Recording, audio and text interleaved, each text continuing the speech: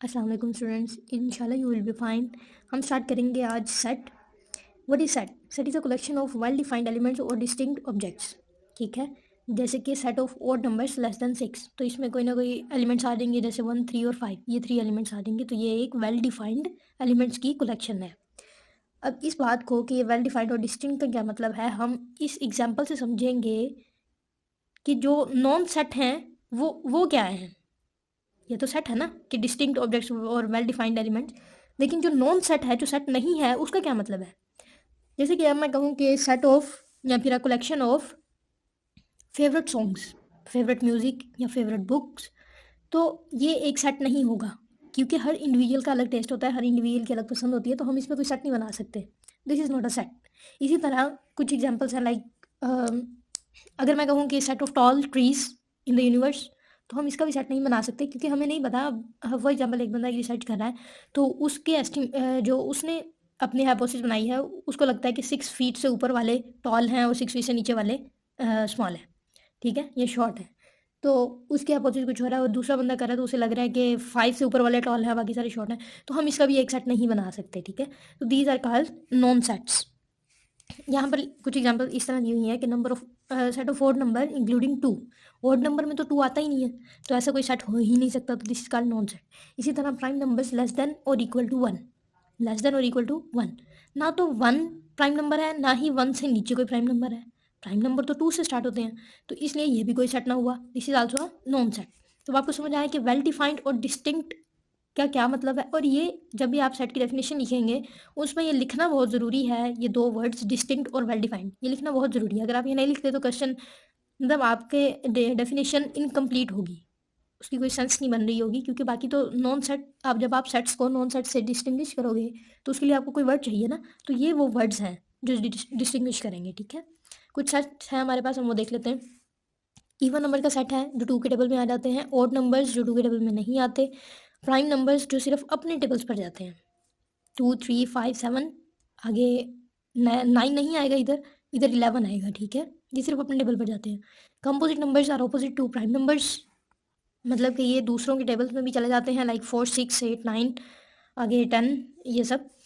उसके बाद natural numbers, सारे नंबर्स जो 1 से स्टार्ट हों, these are called natural numbers, और जो 0 से स्टार्ट हो, मतलब natural numbers including 0 are called whole numbers. ठीक है, इंटीजर्स में आ जाता है आपके पास पॉजिटिव भी सारे और नेगेटिव भी।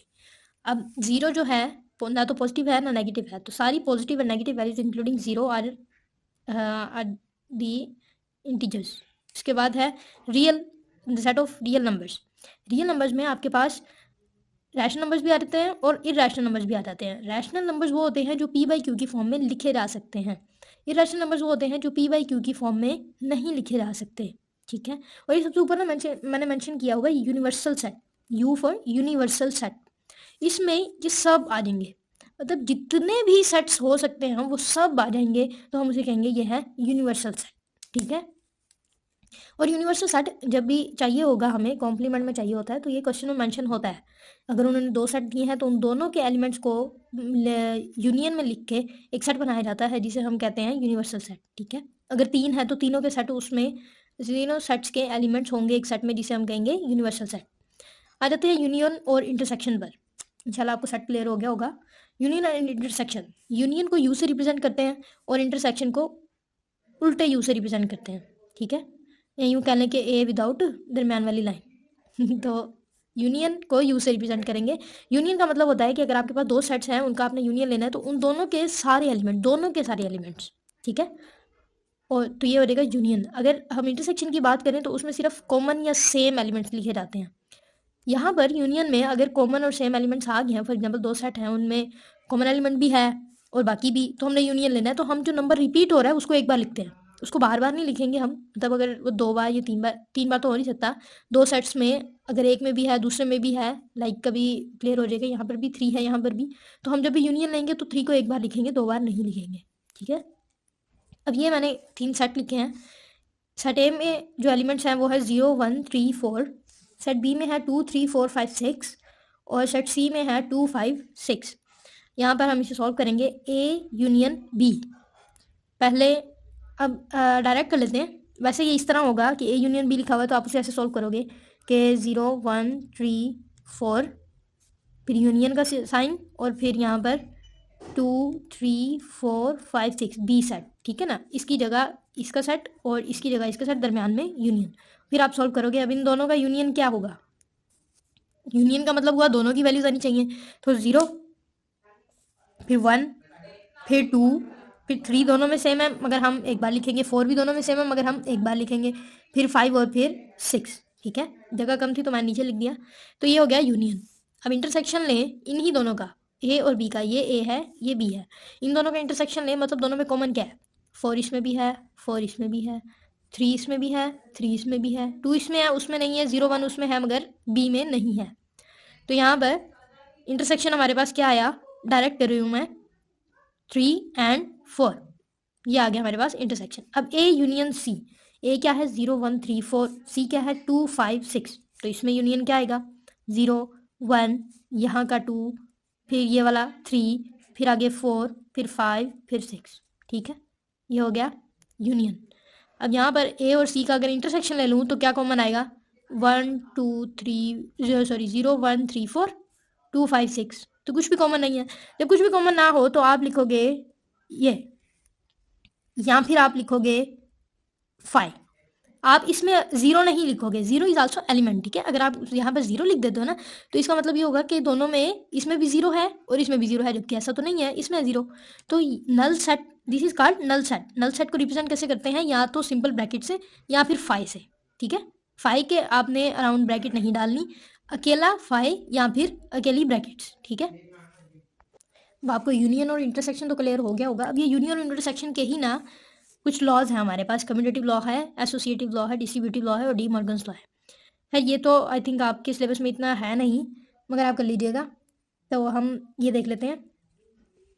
इसको हम कम्यूटेटिव लॉ को यूँ भी कहते हैं कि commutative law of union and commutative law of intersection, ठीक है ना, अलग अलग। इसी तरह एसोसिएटिव लॉ को law of association of union, law of association of intersection, law of distribution of union, law of distribution of intersection, ठीक है। अब ये क्या है ये हम देख लेते हैं। यूनियन और इंटरसेक्शन हमारे पास दो है ना, यूनियन और इंटरसेक्शन। कम्यूटेटिव लॉ होता है, बिल्कुल सिंपल है, जैसे अभी हमने किया, A union B is equal to, जब आप कम्यूटेटिव लॉ में सिर्फ आपने सीक्वेंस चेंज करना है, मतलब A union B is equal to B union A. और अगर इंटरसेक्शन लगा दूं तो A intersection B is equal to B intersection A, ठीक है। ये ए और बी सेट्स हैं दो, मतलब अभी हम सिर्फ लॉज देख रहे हैं, ठीक है।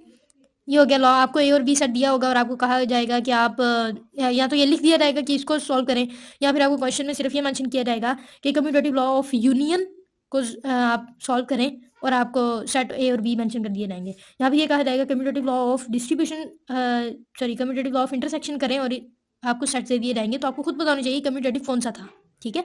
सिर्फ सीक्वेंस चेंज करना है आपने।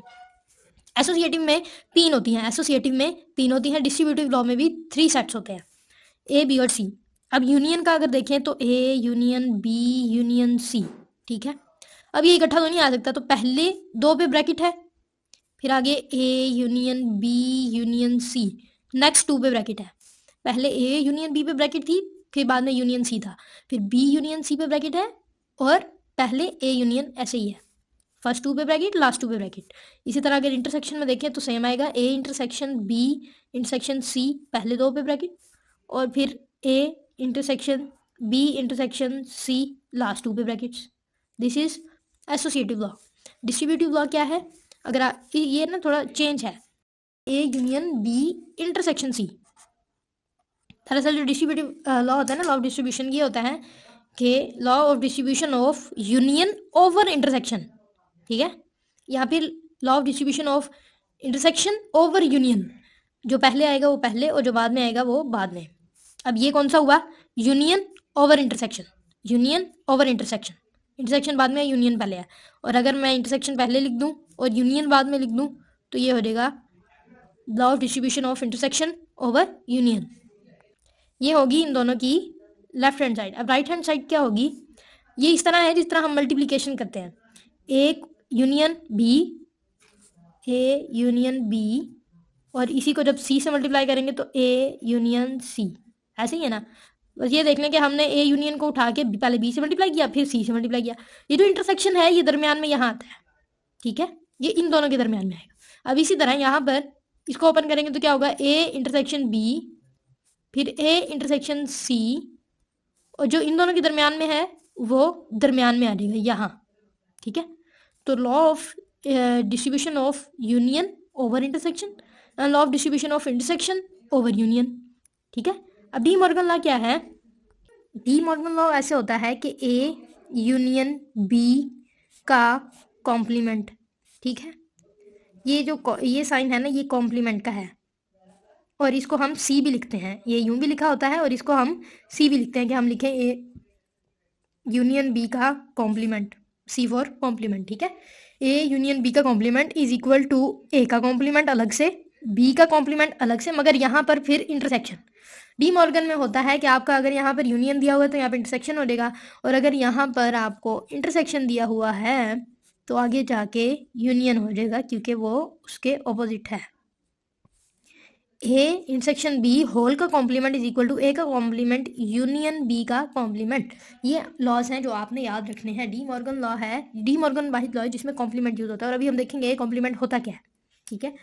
तो ए यूनियन बी होल का कॉम्प्लीमेंट मतलब आपने पहले ए यूनियन बी ले लेना है फिर उसका कॉम्प्लीमेंट लेना है, इज इक्वल टू ए का कॉम्प्लीमेंट इंटरसेक्शन बी का कॉम्प्लीमेंट, फिर ए इंटरसेक्शन बी होल का complement is equal to A का कॉम्प्लीमेंट यूनियन बी का कॉम्प्लीमेंट। What is complement?